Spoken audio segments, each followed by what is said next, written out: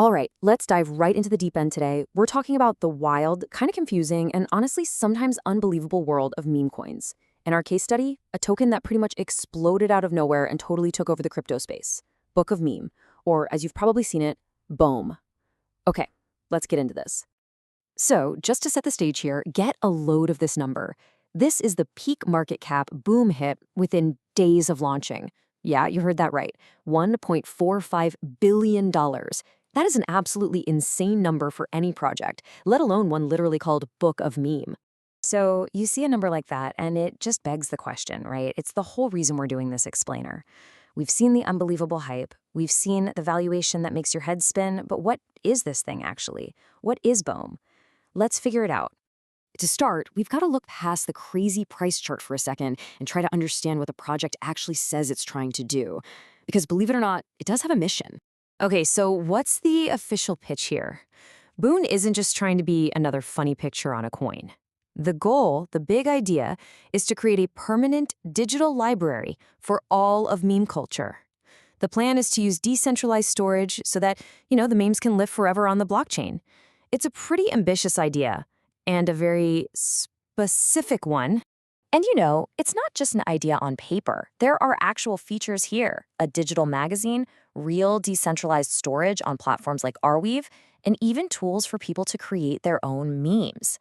It also has this thing called mutable metadata, which is just a fancy way of saying the archive can be updated over time. It's supposed to be like a living, breathing document of internet culture. Okay, so we've got the official mission, but what is the market actually saying? Well, this is where things start to get really weird. Let's take a look at the totally contradictory signals flying around BOME. This right here just perfectly captures the market's split personality. On the one hand, you've got all the technical analysis, which is screamingly bullish. 19 different indicators are flashing green, and the long-term price predictions are pointing up. But then you look at the other side, at what traders are actually feeling and doing right now, and that sentiment is shifting bearish. More people are starting to bet that the price is going to go down. And to really drive home that bearish case, look at this number. That's the drop in BOME's trading volume in just 1 week. A nearly 75% drop in trading activity is a massive signal that interest and demand are just drying up, and fast. So the average traders are clearly confused. But what about the professionals? To get a less chaotic take, we're going to look at what an institutional investment report says, see what the big money really thinks BOME is all about. And here's the first huge insight. The pros don't really see BOME as a tech company or a new currency. They're calling it a cultural asset. What that means is its value isn't based on profits or technology. It's based entirely on social momentum, on hype. And that leads to this really crucial point. For these big investors, BOME is not a long-term foundational investment. They call it a tactical, speculative allocation.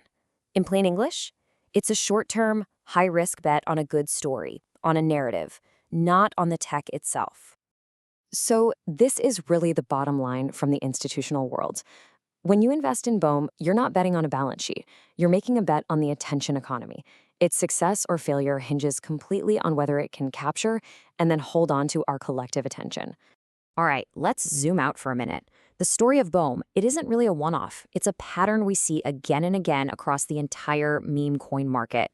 So what can we actually learn from this to avoid getting burned by all the hype? Take a look at this chart for the Trump coin. That pattern look familiar? It should. It is the classic hype cycle. You get a massive, almost vertical spike that's driven purely by social media excitement, and then it's followed by an equally dramatic and painful crash as soon as that attention fades. It's the same story, just with a different name. And here's why that pattern is so dangerous for the average person. So often, the game is kind of rigged from the start. With the Trump coin, for instance, insiders held 80% of the supply.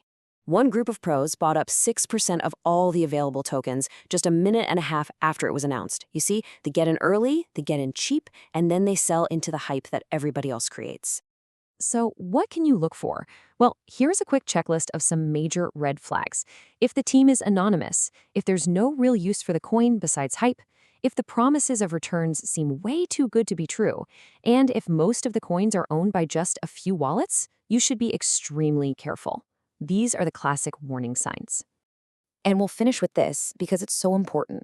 The biggest mistake people make isn't always picking the wrong coin, it's buying it at the wrong time. Most retail investors jump in after the huge price spike has already happened, which is exactly when the risk is highest and the potential reward is usually gone. By the time everyone's talking about it, the early players are probably already selling. So the question to ask yourself isn't just what is it, but when am I hearing about it? Thanks for tuning in.